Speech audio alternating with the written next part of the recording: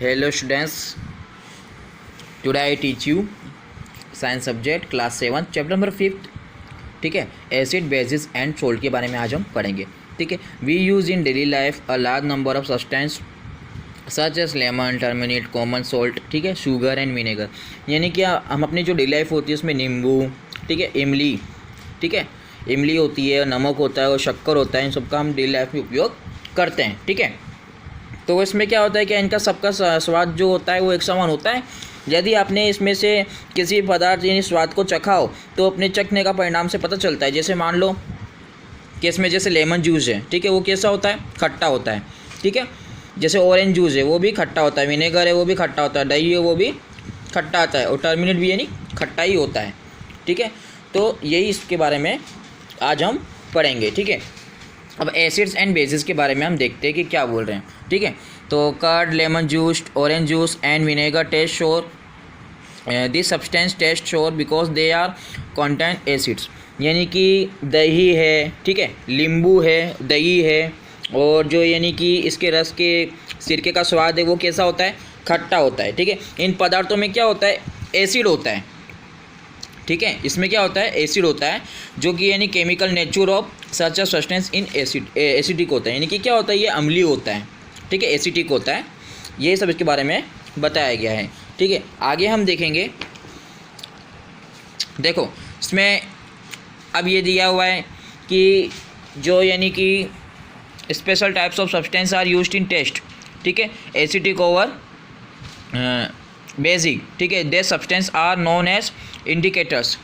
ठीक है, इसको इंडिकेटर्स के नाम से जाना जाता है। किसके नाम से जाना जाता है, इंडिकेटर्स के नाम से हम जानते हैं। जैसे कि मान लो कि यदि आप इनके विलयन के उंगली जो होते हैं, ठीक है, उसको रगड़ कर चिकना लगता है, सामान्यतः इसका स्वाद कैसा होता है, कड़वा हो जाता है।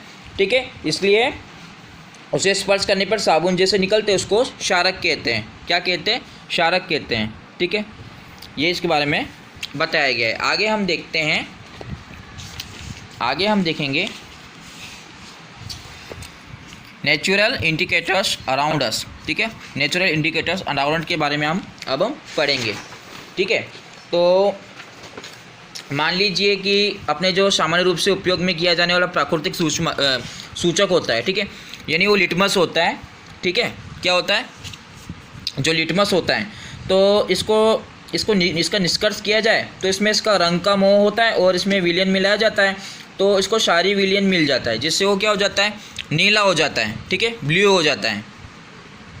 ठीक है, और यानी इसी तरह से यानी कि इसमें विलयन जो अथवा कागज़ की जो पट्टियाँ होती है मूलभूत रूप से उसे लिटमस पत्र कहा जाता है, नॉन एज लिटमस पत्र के नाम से उसको जाना जाता है। ठीक है, आगे हम देखेंगे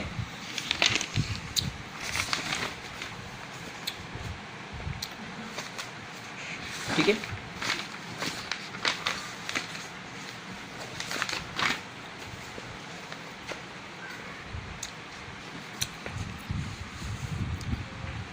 हाँ, आगे हम देखेंगे चाइना रोज एज इंडिकेटर्स। ठीक है, तो इसमें क्या होता है कि पहले यानी कि कुछ पंखुड़ियाँ होती है, ठीक है, उसको बीकर में रख देते हैं।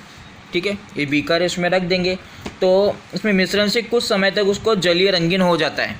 ठीक है, तो इसमें रंगीन जो जलीय हो जाता है इसका उपयोग करते हैं और सूचक की जो अम्लीय होता है, क्षारीय, ठीक है, इसमें क्या प्रभाव पड़ता है, वो गुड़हल के अम्लीय विलयनों से हमको गहरा गुलाबी क्षारीय विलयनों को हरा कर देता है। ठीक है, हरा रंग का कर देता है, मतलब उसमें ये इसके बारे में बताया था। और आपने जो प्राकृतिक सूचक होते हैं उसको बनाकर उसमें उदासीन विलयन को रंगीन जो परिवर्तन होते हैं उसका प्रयास कर सकते हैं। ठीक है, ये इसमें बताया गया है। आगे हम देखेंगे न्यूट्रलाइजेशन के बारे में।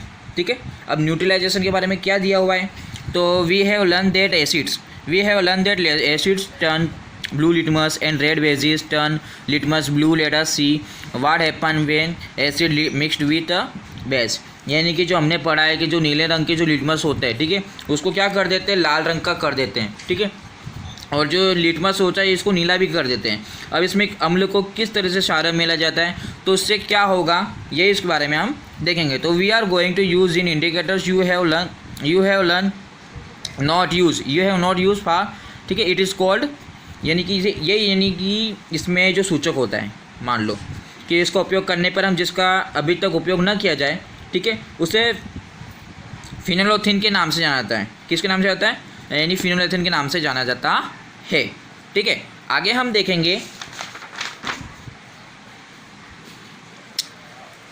देखेंगे आंट बाइट के बारे में, ठीक है, कि आंट बाइट के बारे में हमें क्या बताया गया है, ठीक है।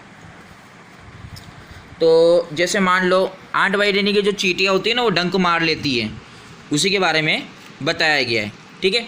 तो क्या इसमें बोला गया है कि व्हेन एन आंट बाइट्स, ठीक है, it inject the acidic liquid, यानी कि जो मान लो जो अपने को चींटियाँ काटती है तो उसकी त्वचा में क्या हो जाता है, यानी अम्लीय द्रव्य डाल देती है, ठीक है।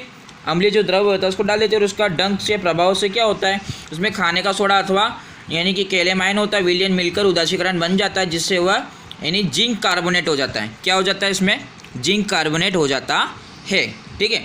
आगे हम देखेंगे कि सॉइल ट्रीटमेंट के बारे में कि इसमें क्या बताया गया है।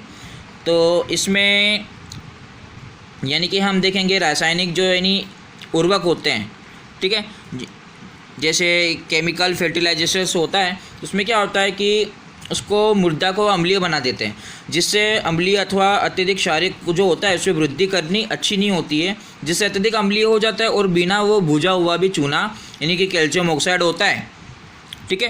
तो ये जो कैल्शियम ऑक्साइड है अथवा जो भुजा हुआ चूना होता है यानी कि उसको क्या कर देता है, वो उपचारित कर देता है, ठीक है, जिससे जैव पदार्थ मिल जाते हैं, जिससे कंपोस्ट खाद भी बन जाती है। क्या बन जाती है? कंपोस्ट खाद भी बन जाती है और प्रकृति उदासीकरण में करती है, ठीक है। क्या इसके बारे में बताया गया है। आगे हम देखेंगे कि फैक्ट्री वेस्टेज यानी कि कारखाना का जो अपशिष्ट होता है, तो अनेक कारखाने जो होती है उसमें कचरे अम्लीय पदार्थ में मिश्रित होते हैं, ठीक है।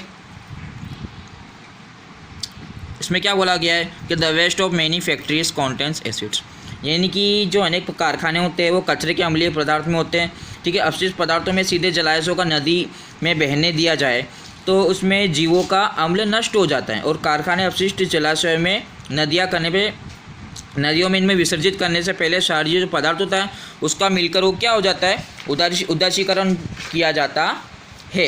ये इस चैप्टर के बारे में हमको समझाया गया था, ठीक है। अब ये ड्राइंग्स जो दी गई है उसको आपको देख लेना है अच्छी तरह से, ठीक है,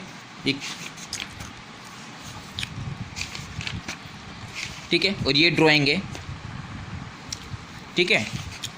आगे ये एसिड्स के बारे में सभी तरह से आप लोगों को देख लेना है कि मैंने जिस तरह से एक्सप्लेन किया है, ठीक है, और जिसमें मेन पॉइंट है वो मैंने आपको एक्सप्लेन कर दिए। आगे बच्चों आपको क्वेश्चन आंसर जो है वो आपको होमवर्क में करना है, ठीक है, और ये जो क्वेश्चन आंसरों को अच्छी तरह से आप लर्न कर लेना, ठीक है।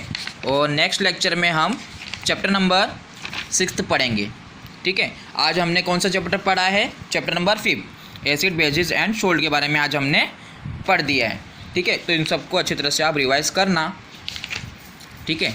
Okay, thank you.